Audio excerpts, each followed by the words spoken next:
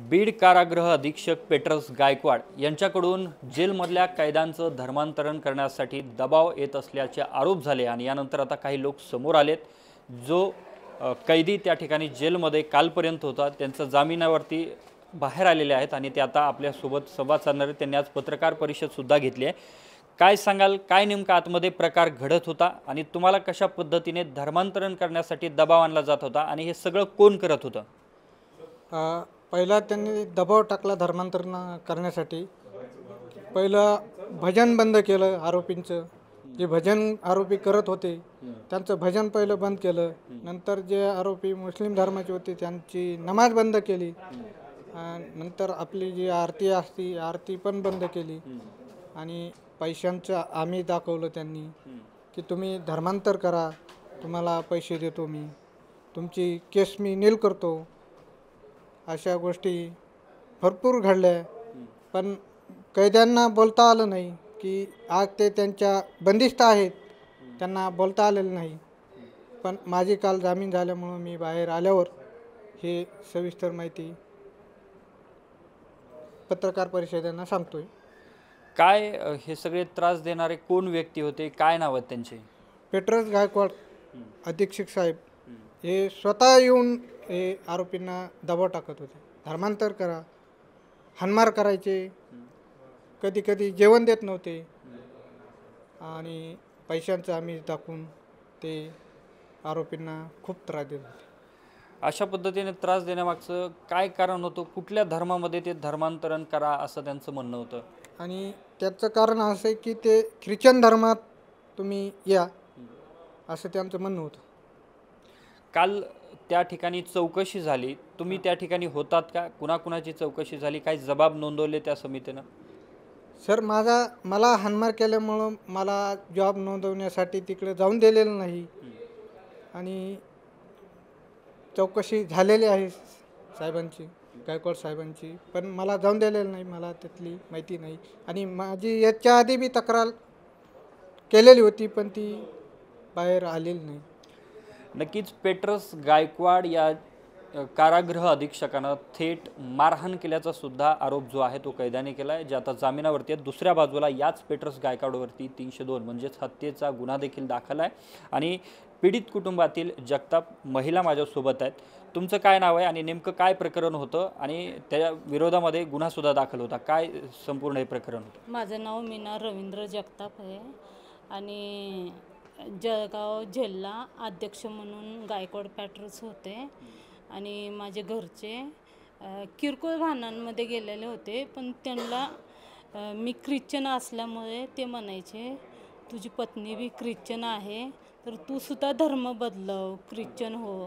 तर ते म्हणायचे नाही मी शिंपी आहे, तर माझी पत्नी पण शिंपीत झालेली नाही म्हणे, तू पण ख्रिश्चन हो। त्यांना खूप मारहाण केली वगैरे। त्यांना कुणी मारहाण केली होती आणि त्यांचा मृत्यू कधी झाला? काय कशाने मारहाण झाली होती? कधीचा प्रकार आहे? 2020 मध्ये त्यांचा मृत्यू झालेला आहे आणि त्याच्यामध्ये त्यांना मारहाण करणारे गायकवाड पॅटर्स, जितेंद्र माळी, दत्ता खोत, अरविंद पाटील आणि अण्णा काकड हे 5 जण होते। पोलीसच आहेत ते पण। मग त्यांच्या विरोधात तुम्ही तक्रार दिली का? गुन्हा दाखल झाला? काय पुढे काय घडलं होतं सगळं? हां, मी जिल्हा पेठला गुन्हा दाखल करायला गेलेले होते, पण ते मला बोलले की म्हणे हा कलेक्टरकडून जर आम्हाला कधी पत्र आलं की त्यांच्यावर गुन्हा दाखल करा तर आम्ही दाखल करू गुन्हा। तर मी म्हणलं की जाऊन द्या, मग काही गुन्हा दाखल करू नका। मग शेवट मी औरंगाबादला याचिका दाखल केली, त्याच्यामध्ये तिथून तो गुन्हा दाखल होऊन आला आणि तेव्हा मला नशिराबादचे पोलीस घ्यायला आले आणि गुन्हा दाखल करून घेतला। या संपूर्ण प्रकरणामध्ये पेट्रस गायकवाड या व्यक्तीला अटक झाली होती का आणि पुढे काय काय कारवाई झाली त्यांच्यावरती? आता तर ते नोकरीवरती रुजू झालेले। हां, त्यांच्यावरती कारवाई झाली, पण 1.5 वर्षानंतरून कारवाई झाली त्यांच्यावर, कारण तो फरारच होता, त्याच्यामध्ये सगळेजण फरार होते आणि कारवाई झाली त्यांच्यावर आणि सस्पेंड पण झाले। मी गेल्यावर सस्पेंड झाले ते पुण्याला। मग आता काय तुम्ही पत्रकार परिषद घेतली, सध्या काय त्यांचा त्रास होतो का? काय नेमकं सध्याला स्थिती? आज तुम्ही तर पत्रकार परिषदेत घेतली बीडमध्ये येऊन, तर मला समजलं की हा प्रकार जो आहे तो जळगावला बी ह्याच्यामुळंच माझ्या पतीचा मृत्यू झालेला आहे. मग मी राहुल आगावांचा नंबर मिळवला. एक पत्रकार आहेत तिथं केसरी राजचे भगवान सोनार म्हणून. मग त्यांनी मला ह्यांचा नंबर दिला आणि सांगितलं की हा प्रकार तिथं पण चालू आहे, तुम्हाला न्याय भेटेन, तुम्ही बीडला जा आणि त्यांच्याशी संपर्क करा. तेव्हा मी ह्यांना वकीलपत्र दिलं माझं. सध्या पेट्रोस गायकवाड यांच्याकडून तुम्हाला काही त्रास होतो का, दबाव आणला जातो, काय नेमकं घडतं सध्या? तारखेवर आल्यावर तो मला नेहमी म्हणतो केस मागे घे, आणि मी एकटीच तारखेवर जाते, त्यांचे जामीन रिजेक्ट होते की नाही किंवा केव्हाची तारीख भेटते असं बघायला. तर तो मला नेहमी तिकडच्या जेलच्या लोकांना सांगून त्याची ओळख भरपूर आहे आणि त्यानं गांजा, तंबाखू आणि ते भंग वगैरे द्यायला आतमध्ये खूप मदत केलेली आहे कैदी लोकांना. आणि ते बंदुकांमध्ये वगैरे त्यांनी खूप सपोर्ट केलेला आहे. त्याच्यामुळे त्याला सगळे गुन्हेगार ओळखतात आणि ते त्यांच्याकडून येऊन मला धमकी देतात. तुमच्यावर काय दबाव आणला जातो, काय आमिष दिलं जातं? हां, तर मी तुला आम्ही सगळे मिळून 5-5 लाख रुपये देतो, असे खूप पैसे होऊन जातील आणि तू पूर्ण जळगाव सोडून चालली जा, आता तुझं इथं काही काम नाही आहे, तुझ्या मुलांना घेऊन जा आणि तिकडंच कुठंतरी घर वगैरे घेऊन राहा, असा आमिष देतो तो मला. नक्कीच जे ॲडव्होकेट राहुल आगाव आहेत, जे या कैद्यांचे आरोपींचे वकील होते, ते सुद्धा माझ्यासोबत आहेत. तुम्ही 2 दिवसांपूर्वी पत्रकार परिषद घेतली होती. या संदर्भात तुम्ही तक्रार करणार असल्याचं म्हटलं होतं. तुम्ही काही तक्रार केली पुढे पेट्रोस गायकवाड यांच्या विरोधात? काय नेमकं सध्या सुरू आहे? नक्कीच या ठिकाणी राज्याचे महानिरीक्षक असतील, निरीक्षक असतील, DG साहेब असतील, IG साहेब असतील किंवा राज्याच्या गृह विभागाच्या माननीय सचिव असतील, ह्या सर्वांना रीतसर या ठिकाणी मी अर्ज या ठिकाणी दाखल केलेला आहे. याबाबत महाराष्ट्र राज्याचे मुख्यमंत्री सन्माननीय देवेंद्रजी फडणवीस साहेब, उपमुख्यमंत्री अजितदादा पवार आणि दुसरे उपमुख्यमंत्री माननीय एकनाथभाई शिंदे साहेब यांना सुद्धा ह्याची रीतसर या ठिकाणी तक्रार अर्ज दाखल केलेला आहे.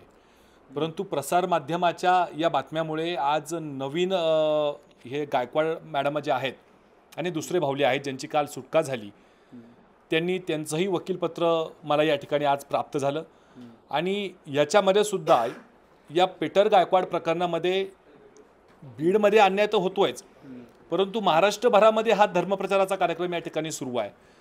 तर मी शासनाला या ठिकाणी विनंती करणार आहे की या ठिकाणी जो काही महापुरुषाचा या ठिकाणी अवमान झाला, छत्रपती शिवाजी महाराजाचा, डॉक्टर बाबासाहेब आंबेडकरांचा, महापुरुषांचा, महामानवांचा या ठिकाणी अवमान झाला, हिंदू धर्माविषयी या ठिकाणी जे काही षड्यंत्र रचलं जातं, तर माननीय राज्याच्या मुख्यमंत्र्यांनी, उपमुख्यमंत्र्यांनी आणि गृह विभागाच्या या ठिकाणी सचिवांनी यांना कायमस्वरूपी या ठिकाणी बरखास्त करावं आणि धर्मप्रचाराचा प्रसार करण्यासाठी त्यांना मोकळं वाट या ठिकाणी करून द्यावी, या ठिकाणी माझं स्पष्ट मत आहे.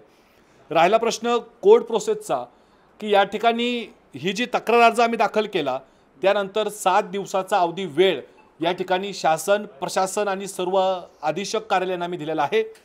7 दिवसाच्या आतमध्ये जर या ठिकाणी कारवाई झाली नाही तर या ठिकाणी माननीय उच्च न्यायालयामध्ये आम्ही याचिका या ठिकाणी दाखल करू, हे मात्र स्पष्ट आहे. नक्कीच प्रशासकीय अधिकारी असतील किंवा मुख्यमंत्र्यांपर्यंत या संदर्भातली तक्रार जी आहे ती ॲडव्होकेट राहुल आघाव यांनी केलेली आहे. दुसऱ्या बाजूला पेट्रोस गायकवाड यांनी कैद्यांना मारहाण केली आणि धर्मांतरासाठी त्या ठिकाणी दबाव आणला असा आरोप जो आहे तो भावले यांनी केलेला आहे. दुसऱ्या बाजूला ज्या पीडित कुटुंब होतं, ज्यांची हत्या झाली आणि हत्येचा गुन्हा जो होता तो पेट्रोस गायकवाड यांच्यावरती झाला, ते सुद्धा कुटुंब आपल्यासोबत होतं, त्यांनाही लाखो रुपयांचं आमिष सध्या दाखवलं जातं असा आरोप झालेला आहे. तर 7 दिवसात जर या संदर्भात कारवाई झाली नाही तर मात्र या संदर्भात आपण कोर्टात जाऊ, असं देखील ॲडव्होकेट राहुल आघाव यांनी म्हटलेलं आहे.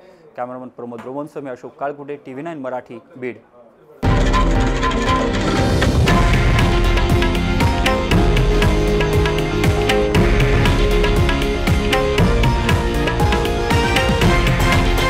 हे आहे देशातील नंबर 1 न्यूज नेटवर्क आणि आपण पाहत आहात TV9 मराठी, एकमेव.